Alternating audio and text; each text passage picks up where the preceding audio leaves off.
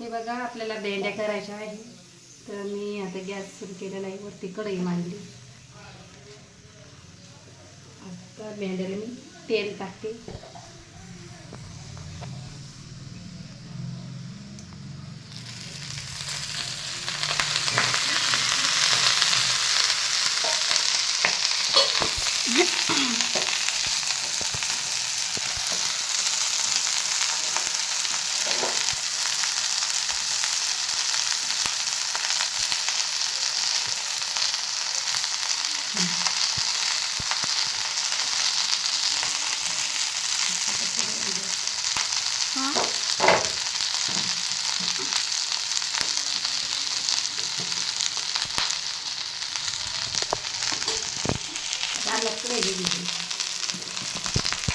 बघा यामध्ये तेल टाकलेलं आहे. आता याच्यात मीठ टाकते.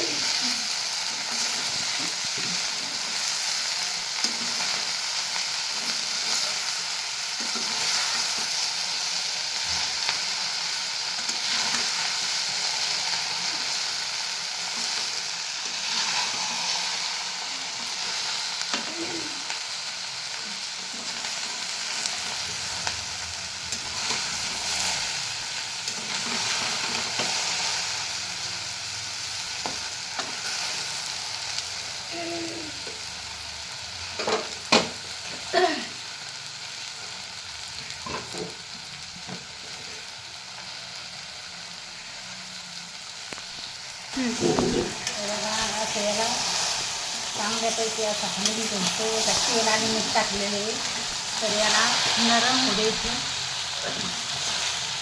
त्याला म्हणजे चांगलं तळू द्यायचं. त्या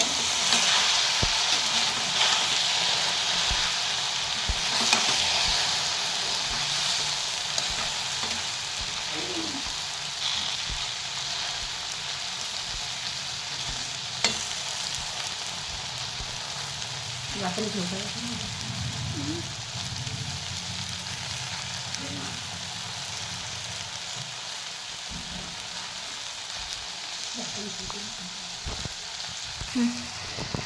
तर हे बघा आपण आता भेंडीसोबत ज्वारीची भाकरी केलेली आहे.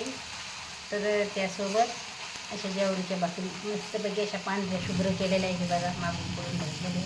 तर अशा मी भेंडी भरून भाकरी केलेली आहे. तर भेंडीसोबत भाकरी एकदम छान लागते खायला.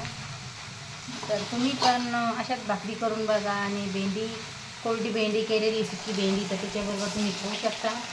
आणि कशी टेस्ट लागते तर हे कमेंटमध्ये नक्की सांगा. तर हे बघा भाकरी मी अशा भाकरी केलेल्या आहे आणि भाकरीचा व्हिडिओ टाकलेला आहे. तर तुम्ही पण त्या व्हिडिओमध्ये पहा भाकरी कशा करते कशा नाही. आणि खाऊन बघा कशा लागत्या कशा नाही. पण ज्वारीची भाकर भेंडीसोबत खा, त्याची टेस्ट बघा कशी लागेल पोळीपेक्षा.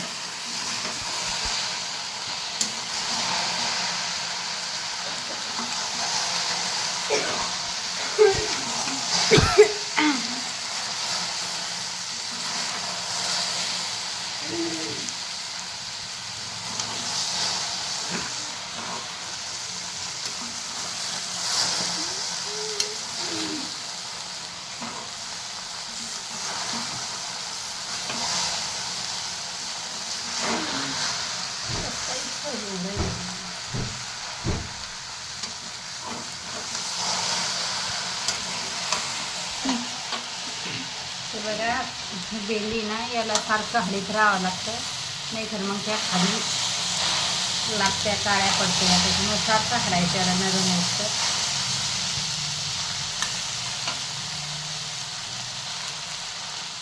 बघा आता आपली भेंडी अशी नरम झालेली आहे. तर आता त्यामध्ये मी शेंगदाण्याचा कूट टाकणार. हे बघा, शेंगदाणे खलबत्त्यामध्ये कुटलेले आहे आणि हा कूट आता याच्यामध्ये टाकणार.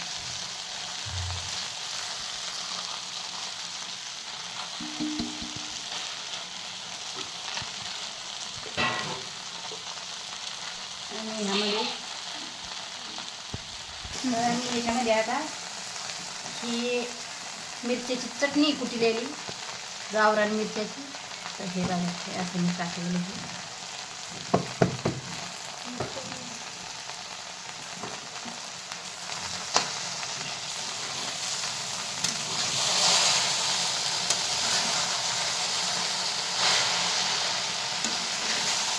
याला असं कुटून घ्यायचं आणि मस्त चटणी टाकायची. चटणी ना खायला छान लागतं तेवढं. चटणी आणि शेंगदाण्याचा कूट त्याला मी सतत तळू द्यायच्या आधी चांगलं नरम होऊ द्यायचं आणि नंतर काय हे करायचं.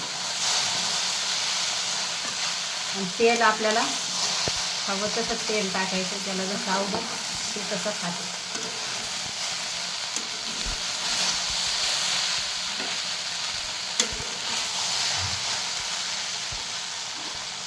बघा, थोडंसं तेल टाकते मी त्यामध्ये आधी.